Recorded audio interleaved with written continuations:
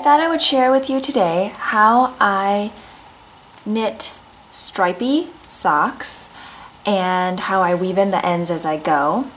Neither of these methods are new methods. There are lots of tutorials out there, but sometimes seeing another person, another way of talking about it might click for you, so I thought I would share.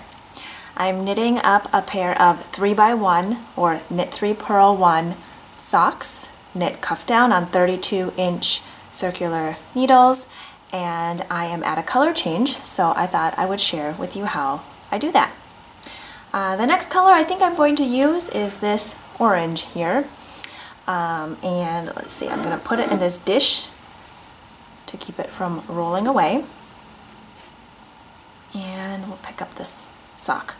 So I like to knit mine 2 at a time on their own needles.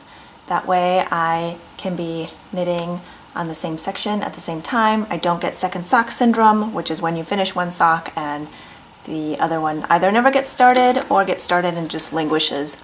So I have cut my color. I have maybe about 5 inches here left of the tail, and I'm going to join in my next color. So I will wrap the new yarn around my needle. Okay, and I will knit that first stitch.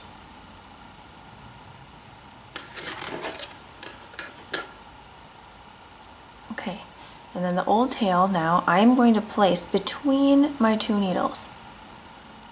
So I want to sandwich it there in between, then I'm going to grab my working yarn, being careful not to grab my tail, and I'm going to knit the second stitch. Now I'm going to knit the 3rd stitch and then sandwich that tail again in between the needles and knit. So I'm going to do that to every other stitch. That way I trap that tail in my yarn on the wrong side. Now I like to just go as long as I can keep holding on to that tail, but you probably don't need to do it across all your stitches. Now you can see that I have not continued my ribbing pattern at this color change. So what I'm doing is I'm actually knitting all the way around with this new color, and it won't affect how my ribbed pattern looks.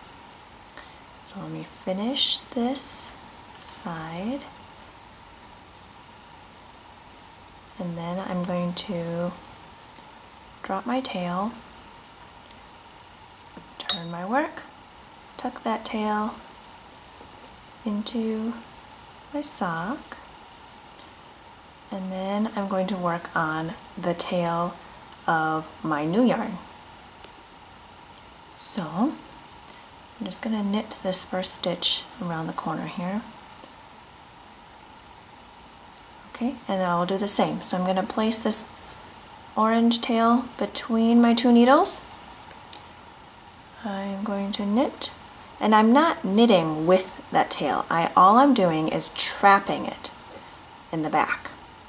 So I'm going to do the same as I did before, where I trap it between the 2 needles every other stitch.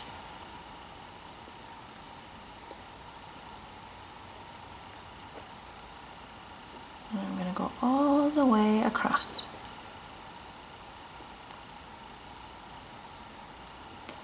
Now this prevents that little purl bump from happening, or the little like color blip from the purl that would be otherwise in the purl channels. Now that's purely cosmetic, so if it doesn't bother you, then you don't have to do this knit round. But I also find it easier to then weave in my ends as I go when I do it this way. So now I have finished. I'm back at the beginning of round. I'm going to pull my needle through, and you'll see at this intersection where I have the 2 tails that it's a little loose. So I'm just going to snug it up by pulling gently on the 2 ends here, and then I'll just snug up that intersection.